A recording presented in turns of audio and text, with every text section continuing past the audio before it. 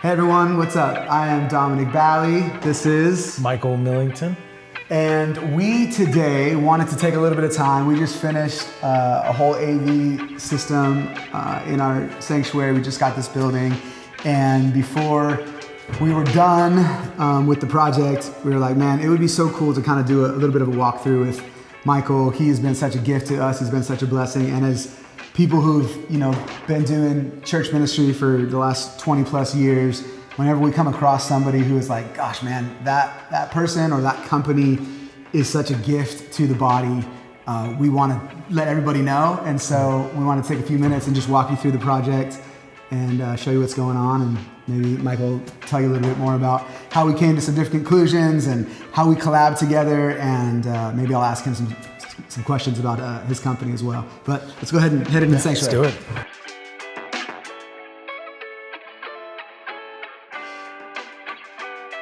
Absolutely love this place, man. Every time I come in here.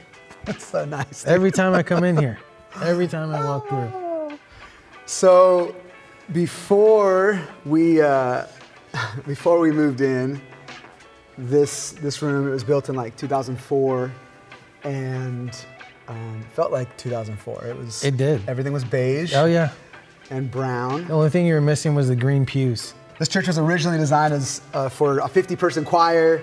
They didn't necessarily have like a full band every week, and so when they thought about audio, and they thought about the acoustics, that was how they designed it, right? It was for like a 50-person choir, and so then when we adopted the congregation, which had become really small, it was like 100 people, we had adopted them. We obviously have a different kind of like worship culture than they did, and so we were like, okay, we need to take this thing from the ground up. We need to fully redo it. Not only all of the aesthetic stuff like the carpet and the paint and all of that, but we needed to do a lot sonically. So why don't you tell us a little bit about your experience when you came in here? I love the way that you guys did church. Like just the response time that you have at the second part of service to really focus on communion and what Christ has done. And it was something new for me. It was different. And so I realized in that building that congregational singing was a really big deal for you guys. And I had been over here.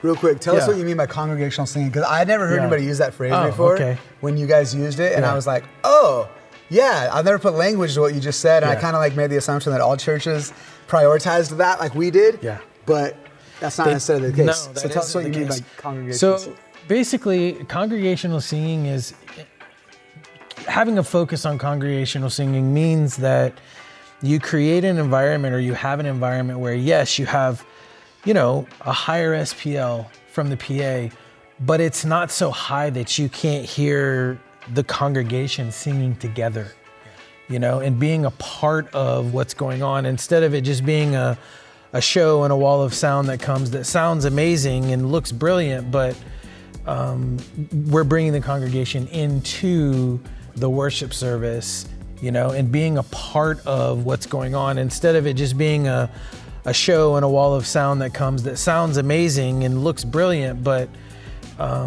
we're bringing the congregation into the worship service. We want the people who are coming to the worship experience to be able to be a part of what's going on and not just passive listeners. Does that make sense? Yeah, totally. The thing that really struck me about this room was the low end buildup. Like 100 to 250 hertz. I mean, it was almost overwhelming. You know? And even with just two speakers.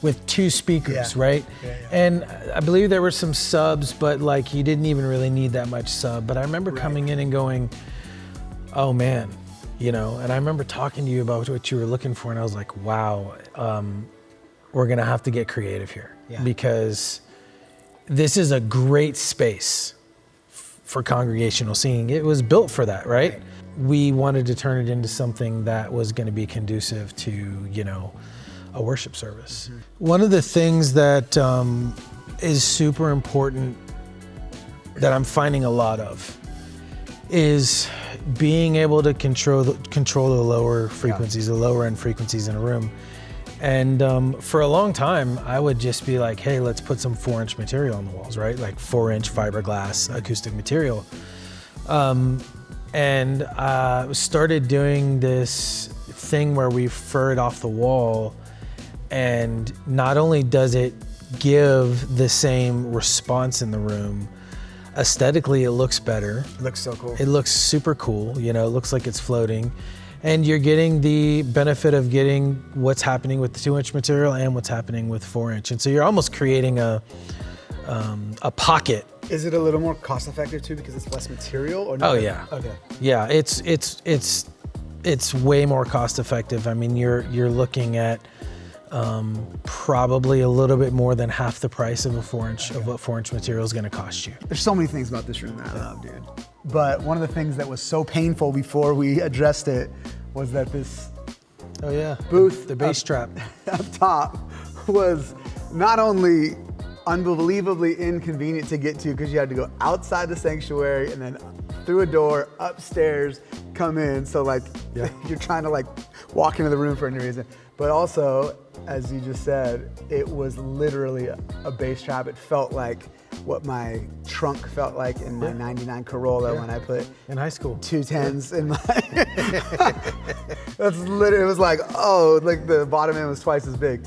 So you were like, yeah, dude, you guys can't mix. There's no level of acoustics that we could probably put in there. I don't know if you said that, but that was what I was gathering.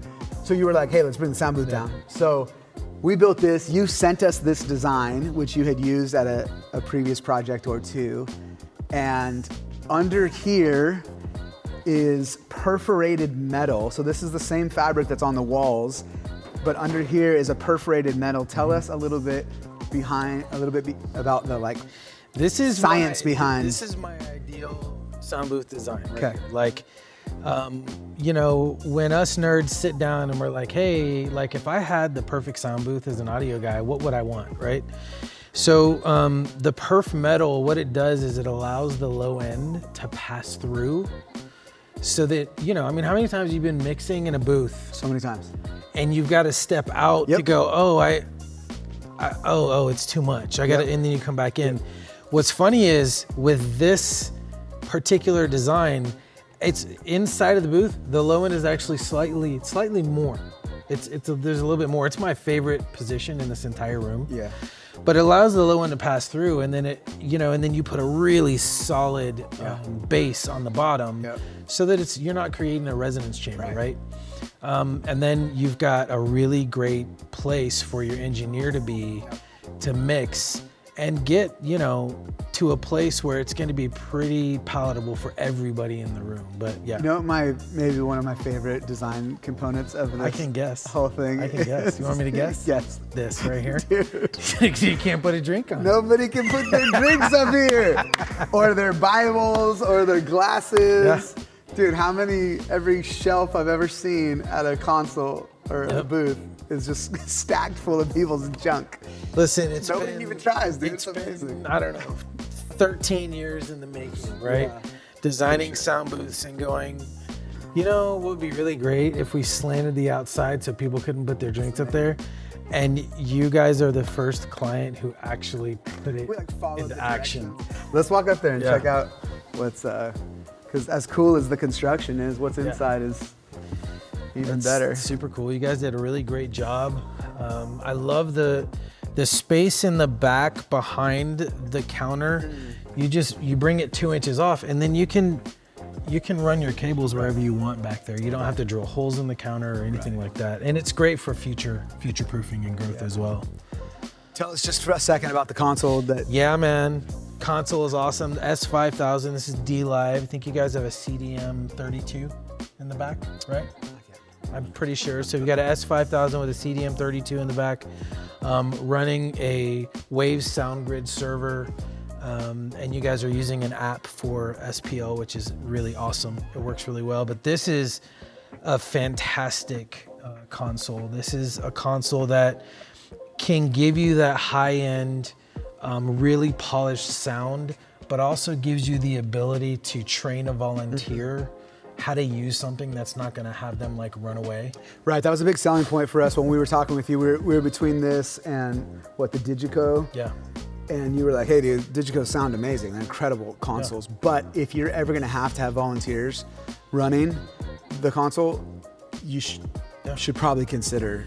Well, and as you know, a lot of times for us in church world, we have to make the choice of, okay, are we going to go for excellence, or are we going to go for something that we can pass along and spread along? Because we need volunteers. We need people to come alongside us in ministry. And the thing I love about these consoles is that it's the best of both worlds.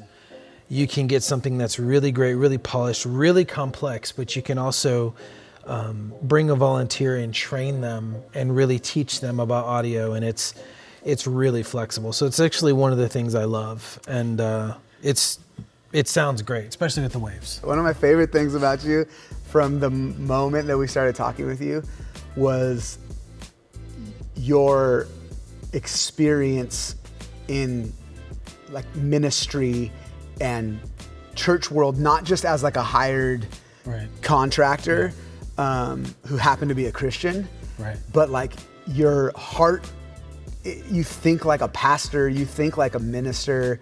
And so you're like thinking about volunteers, where I know a lot of incredible engineers who are awesome. They love the Lord and they mix at churches and Christian concerts and worship things or whatever. Yeah.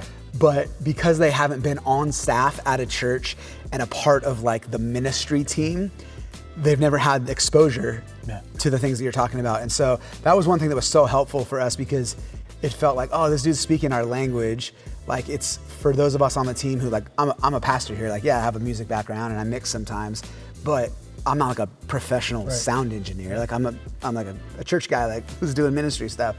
And for you to bring both of those things together has been such a gift for us, man. Let's look at the stage just a little bit. Dude, we're the kind of people who, when we get into a project like this, we know enough to be really opinionated and have a bunch of ideas, but we don't know enough to actually know if those things are possible to be executed and within whatever budget we may have. One of those things was, hey, how do we make this wall top to bottom like an LED wall, but not on an LED budget? Yeah. And you were like, oh, projection mapping. Yeah. And we were like, what? Tell us more. What is this? I remember this conversation because, you know, we started talking about LED wall and then realized to get the impact in this room, what that was going to cost. Yeah. Right? Yeah. And so I know we did a couple iterations where we gave numbers for LED walls and things like that. So we looked at a projector and weren't sure about that. And I know we brought another one in, but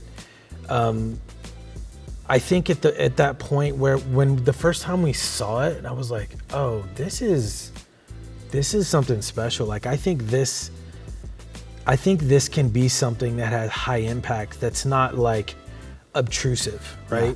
One of the things that you guys say, you're a difficult client, or you could be dangerous, but there's no way we get to where we are without your input, without Brian's input. Like, we don't get here. Like, this was not all me or my company, or this was a team effort. And I love the ideas that you guys had. You were like, hey, what if we feathered the image just above the drum cage and we put lights right below? And I was like, man, I think it's gonna wash the projector out, but we can try it. It looks phenomenal. Yeah, it looks like it's supposed to be So what we did, right? So it's like there's the bottom 10 feet or 6 feet of the projector image is actually just a gradient. It literally fades into nothing, which is so sick that you can do those with the programs now. And then, the lights that are behind that little channel there are programmed to also change the same colors as the image, that's mostly Brian, who's behind the camera. Brian behind the camera doing all things right now. Yeah, dude, here's what I love about working with you was you were like, you came to our service and you were like, oh, I see what you guys are trying to do. You're not really fully pulling it off as much as you want to, but I see what you're doing. I see that the band you're trying to backlit the band. I see the philosophy behind that. And that's not right, wrong, bad, or good, but I see how you guys do it, and I want to help you make that happen. Couple little things I just want to highlight up here, but tell us about the the PA Yeah, man. and the sub bunkers. Yeah, oh man. So L Acoustics, right? So we went with the A15s. We've got 4 A15 Focus and one A15 wide. Talk about these. We affectionately call them the sub bunkers. The sub bunkers. I don't know if that was something we coined or if that's what you call them. I coined that. Okay. So this was an idea that. Let's talk about what they were before. Do you remember? Yeah, we called them the koi ponds. Yeah. So it was like. So what they was were it, like full, tiled on the inside. Yeah, they were like 2 feet deep, travertine brown, of course, tile. And so there was this wasn't here, this fabric. It was just, I think it was like stone. It was. Yeah, it was like stone big old stone on the front. All the way around, all the way down. And so as we were talking about where are we gonna put the subs, right? Because a couple options is like, we can fly them. Either ground stack them or you fly them. Yeah. And we talked about flying them, and flying them would have worked. And honestly, the response in the room would have been great. But you were like, hey man, I really want to be able to go if we want to go, like if we want to have a concert and so we went to the drawing board and came up with these sub bunkers. Now what we did is we built it out with a wood infrastructure, and then we filled it with 3 inches of hardy board, cement board, all the way around, the sides, the top, the back. So effectively, we're creating a bunker so that we can direct the low end. Essentially a cement bunker. Correct. It's a cement bunker. The cement board that tight. It's like concrete. You could definitely outlive a tornado if you crawled in there, right? Yeah. I mean, so if you need a place to go, right there. And then we put in 2 KS18s. So we have 4 18-inch subs in here. Like we had a KS18 here and a KS18 here. The approach here was not like, hey, let's do this because this church over here was doing it. Sure. The approach was, hey, let's do this because this is our ministry focus, right? And the goal for us in partnering with anybody is to create a high quality, distraction-free environment so that the gospel can go forward, so that people can communicate and commune with God unimpeded by, horrible audio and lighting. And, those things really do give glory to God, and the pursuit is not perfection, because perfection really pushes people away. The pursuit is excellence, because excellence brings people along. And that's one of the things you guys are doing the whole way through this process. Is I felt like you're bringing me along and you're bringing your congregation along. Honestly, did such a good job, man, like executing that vision. Even the congregational thing, like there's a reason why you guys recommended, hey, let's not put any treatment on these front walls here, because when the people's voices hit the walls, it's gonna bounce back and they're gonna be able to hear one another singing, which is part of sing to one another, sing with one another. And I was like, for real? Like that's gonna happen? Like their voices are gonna travel 30 feet and hit that wall? And I'm telling you, dude, when I mix from the booth behind every single person there, I'm on the back of their heads, dude, and we're at 92 dB, full volume, I can hear the voices of the congregation, which blows my mind. That maybe if I'm standing up front and there's 600 voices like being sung at me, I might think I could, I can hear it over the PA. But behind them, that I could hear them, dude, the balance of that, and not, maybe not every church wants that. Maybe they want it a little bit tighter, maybe they want it a little bit lighter, but what we wanted was like, we want it to be tight enough so that we can control the bottom end and it doesn't get out of control. We can turn it up and it doesn't get all washy, but we want it live enough in the right ways that you can still hear the room. And you executed that, man. So thank you. Well, dude, I love it. Thanks for letting me work with you. And still one of my favorite designs to this day. Every single time I walk in, I'm like, God. I remember the first time we saw this. Yeah. So crazy. And we're like, oh, is that painted on the wall? I know. We thought it looked like paint. That was crazy. Anyways, bro. Thanks. So good working with you, man. I love your face, bro. Thank you, man. Thank you so much.